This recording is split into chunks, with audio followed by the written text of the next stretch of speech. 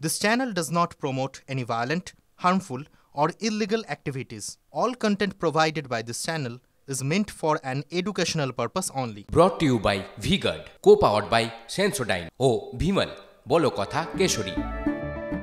Mobile চোর সন্দেহে সল্টলেকে পিটিয়ে খুন, নিহত যুবকের নাম প্রসেন মণ্ডল। 3 জনের বিরুদ্ধে যুবককে পিটিয়ে খুনের অভিযোগ। ধৃত 3 জনের মধ্যে একজন আবার বাংলাদেশের বাসিন্দা। গোটা ঘটনা তদন্তে ইলেকট্রনিক্স কমপ্লেক্স থানার পুলিশ। সূত্রের খবর, কলকাতা ন্যাশনাল মেডিকেল কলেজ হাসপাতালে মানসিক রোগের চিকিৎসা চলছিল প্রসেন মণ্ডলের। 2023-এর 20 ফেব্রুয়ারি থেকে চিকিৎসা চলছিল তার। দীর্ঘদিন ধরে মাদকাসক্ত ছিল সে, দাবি স্থানীয়দের।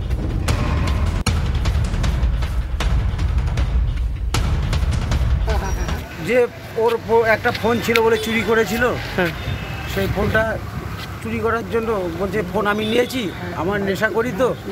তারপরে ও ফোনটা বলছে আমি রেখেছি, আমার মনে নেই। তারপরে তাও ওরা শুনেনি, তারপরে মারধর করেছে। কি দিয়ে মেরেছিল? কী দিয়ে মেরেছে তা বলতে পারবো না, কিন্তু আপনার ওইখানে চপ্পল ফপ্পল পড়েছিল, ওইখানে বডিটা পড়েছিল, মানে প্রথম পড়েছিল। তারপরে ওর দিদা এইখানে নিয়ে এসছে হালকা ফুলকা এদিক থেকে ওই গাঁজার নেশা ফেশা করার জন্য এদিক সেদিক আর কি পড়ে থাকতো। এখন কার কি করেছে সেটা আমি বলতে পারবো না, আর কিছু করতে হবে। তো এমনি ঘুরে বেড়াতো? হ্যাঁ, মানে পাগল মতো হয়ে গেছিল। ধর্মতলায় ধুন্ধুমার বিক্ষোভ, নিউ মার্কেটে স্থায়ী ব্যবসায়ী ও হকারদের মধ্যে দ্বন্দ্ব। স্থায়ী ব্যবসায়ীদের ওপর হামলায় অভিযুক্ত হকাররা, প্রতিবাদে রাস্তায় নেমে বিক্ষোভ ব্যবসায়ীদের। ব্যবসায়ী হকারদের ধস্তাধস্তি, ইট বৃষ্টি। তৃণমূলের ঝান্ডা হাতে নিউ মার্কেট থানায় জমায়েত। পরিস্থিতি সামলাতে হিমশিম খেল পুলিশ।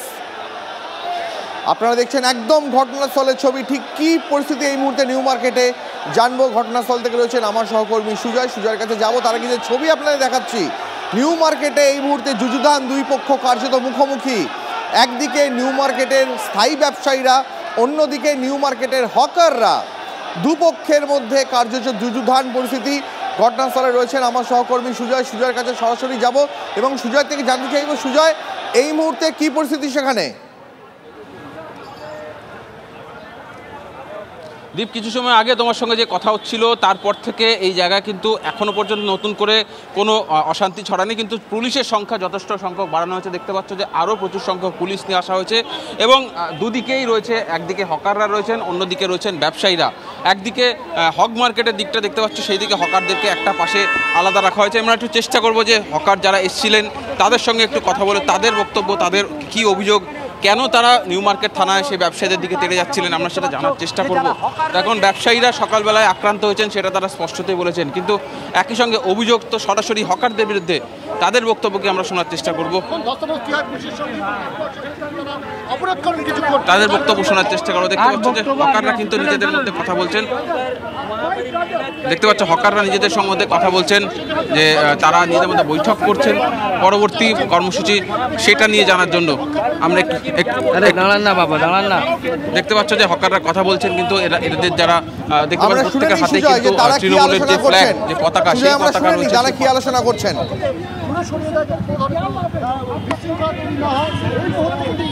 দেখো, এই মুহূর্তে সেখানে যাওয়া সম্ভব নয়, তার কারণ এটা তাদের ব্যক্তিগত আলোচনা, সেখানে তারা অ্যালাউ করছেন না। কিন্তু আমরা দূর থেকে সেই ছবিটা তুলে ধরার চেষ্টা করছি, অন্যদিকে ছবিটাও তুলে ধরার চেষ্টা করবো।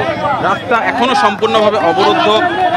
সন্ধ্যে 6টা বাজতে চললো, প্রায় সন্ধ্যে 6টা বাজতে চললো। সেখানে এই রাস্তা এসএন ব্যানার্জি রোডের মতো রাস্তা, আর কিছু সময় পরেই কিন্তু যারা অফিস যাত্রী তারা বাড়ি ফিরবেন, সেই রাস্তা সম্পূর্ণভাবে অবরুদ্ধ। মানে একটা চেনা ছবি আমাদের সকলেরই অত্যন্ত পরিচিত, সেটা হচ্ছে যে নিউ মার্কেটে যেখানে বড় বড় স্থায়ী ব্যবসায়ীরা তাদের দোকানের সামনে এই ছোট হকাররা এমনভাবে তাদের পসরা সাজিয়ে বসেন যে ফুটপাতে হাঁটা কার্যত দায় হয়ে যায়। এখন কি মনে হচ্ছে যে মমতা বন্দ্যোপাধ্যায়ের এই হকার তুলে দেওয়ার যে ইনিশিয়েটিভ তিনি যে নিয়েছেন একজন প্রশাসক হিসাবে, সেই তুলে দেওয়ার এবং নিয়ন্ত্রণ করার যে পদ্ধতিটা, সেটাকে কোথাও একটা বড় ব্যবসায়ীরা কাজে লাগাতে চাইছেন এই সুযোগে, যাতে দোকানের সামনের জায়গাটা খালি করে দেওয়া যায়?